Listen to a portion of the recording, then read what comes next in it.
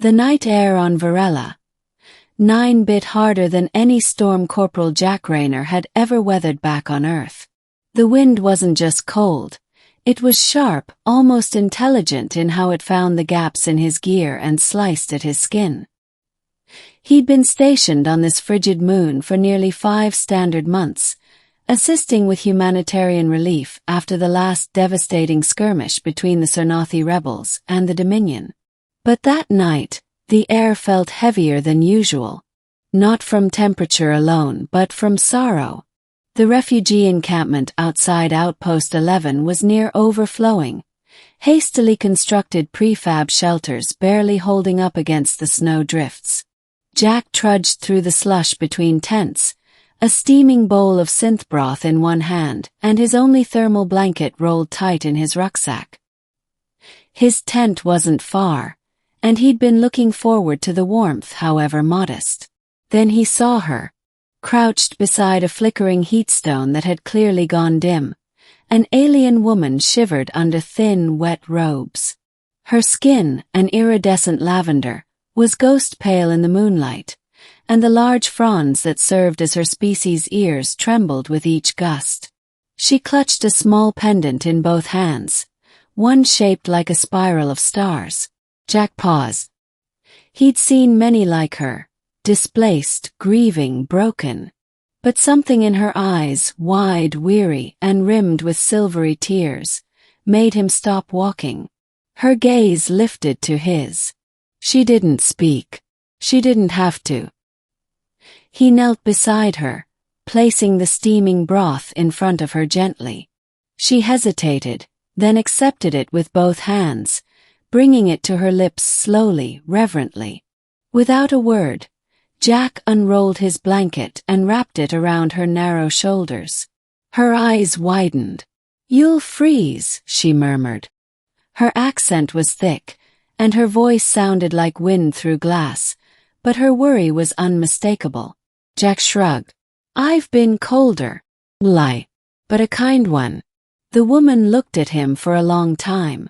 Then, tears still fresh on her cheeks, she said, "My name is Sarah. "Jack," he replied. "Just Jack." The middle, a quiet bond in a broken world. In the days that followed, Jack noticed that Sarah always sat near his assigned shelter. She never asked for anything, never intruded, but always waited for him to return. Sometimes she brought him foraged fruit or spare rations she'd traded from others in the camp. Sometimes she simply waited in silence. They spoke more little by little. Sarah had lost her mate during the evacuation of Thera's Cradle, one of the rebel-controlled territories bombarded before the ceasefire. Her son had died 2 days later of exposure. Her people, the Varelans, did not believe in loud grieving. Instead, they sang mournful songs into the snow, believing the wind would carry their sorrow to the stars. Jack listened when she spoke. He didn't interrupt, didn't offer useless sympathy. He just sat beside her. Sometimes that was enough.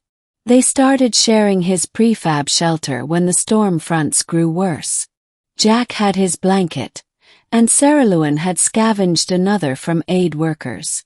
It was cramped inside, awkward at first, but over time, comfort grew in the silence between them. She braided his hair once, explaining it was a tradition among her people for honoring fallen warriors.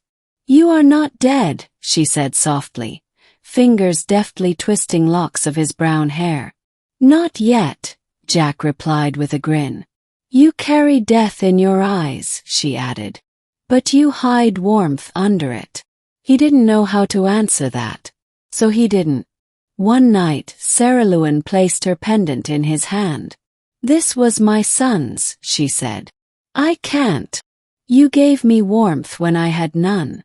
Now let me give you this. It is what we do. To keep the universe from turning to ice." Jack didn't understand all of it, but he closed his hand around the spiral-shaped trinket and nodded. Hope grows where the snow falls. Spring on Varela 9 was slow and uncertain, but it came eventually. The snow melted in trickles, revealing the gray, nutrient-poor soil underneath. Relief ships brought better housing, heaters, and medicine. Some of the refugees relocated to off-world settlements. Others stayed. Jack extended his tour. "Someone's gotta help rebuild," he said when Command asked why. But it wasn't just duty that kept him. It was her. He and Sarah Lewin worked side by side rebuilding greenhouses. She taught him the Varellan ways of soil blessing and snow filtration. He showed her how to jury-rig heat coils using scavenged tech.